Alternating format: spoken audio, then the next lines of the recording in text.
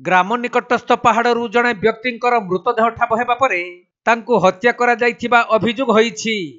तेबे मृत व्यक्ति शरीरर विभिन्न स्थान में क्षत विक्षत चिन्ह रहिबा सह धारुआ अस्त्र साहाय्य तांकु कटा जाइथिबा मध्य देखिबाकु मिलिछि।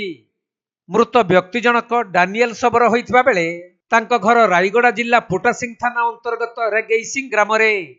से भोर समय निज जमीरे चाष करिथिबा मरीच तुलिबाकु जाइथिले भी आउ फेरी नथिले। तांकु केही दुर्बृत्त हत्या करी पहाड़ पाखरे पकाई देइथिला।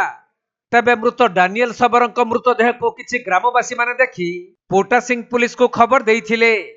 परे पुलिस साइंटिफिक टीम और संधानी कुकुर घटनास्थल रे पहुंची घटना संपर्क रे अधिक तदंत करुछंती। सेपटे प्राथमिक तदंतरु तांको हत्या करा जाइथिबा पुलिस सूचना देइछि।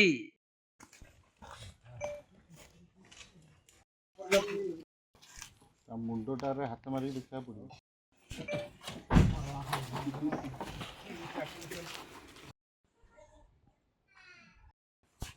रायगड़ा जिल्लारू प्रफुल्ल कुमार बेहेरांक रिपोर्ट, कोणार्क लाइव।